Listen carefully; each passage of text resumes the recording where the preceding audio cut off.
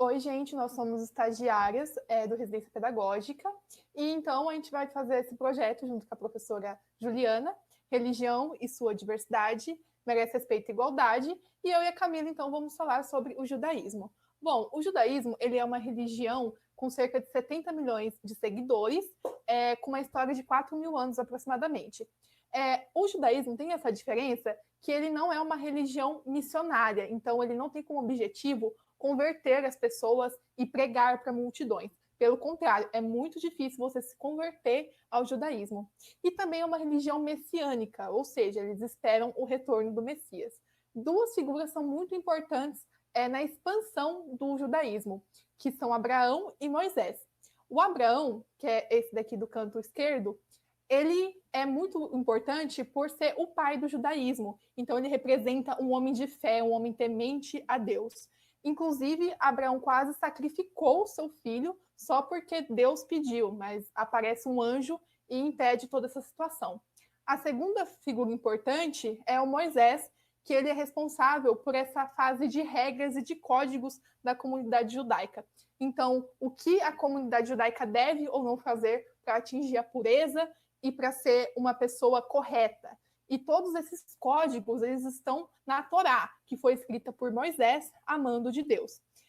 Outra questão é importante notar que o Abraão ele também foi o primeiro a fazer a circuncisão, que é muito importante para a comunidade judaica. Agora a gente vai falar um pouquinho sobre o que é ser judeu. Então, hoje, para você fazer parte da comunidade judaica, você precisa ter uma mãe judia.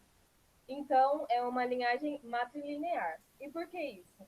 Porque os judeus, eles se autodenominam como povo eleito, né? Então, eles são a descendência de Adão. Por isso que o judaísmo normalmente é passado de família para família, né? Nos dias de hoje, matrilinear, anteriormente era patrilinear, e não é uma religião missionária. E o judaísmo apresenta alguns símbolos muito importantes. O primeiro deles é o Muro das Lamentações.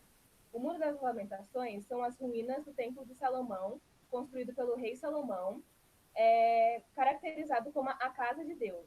Então, no Templo de Salomão se encontrava a Arca da Aliança, que continha os 10 mandamentos entregues para José pelo próprio Deus. Logo, isso significava a presença do Deus vivo. O Templo de Salomão ele foi destruído com a invasão babilônica, foi reconstruído e destruído de novo com a invasão dos romanos. A invasão romana causou a diáspora judia. Então, hoje a gente encontra judeus em todos os cantos do mundo, inclusive aqui no Brasil. A primeira sinagoga brasileira foi inaugurada em Em 1930, em 1630, Pernambuco, durante a dominação dos holandeses.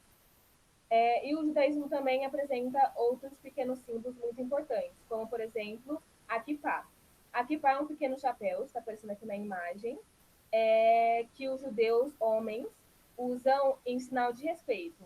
Então, no cristianismo, normalmente, quando um cristão entra na igreja, ele retira o seu chapéu, em sinal de respeito. E com o judaísmo é diferente, eles colocam a kippah para mostrar esse sinal de respeito e honrar o lugar onde eles estão.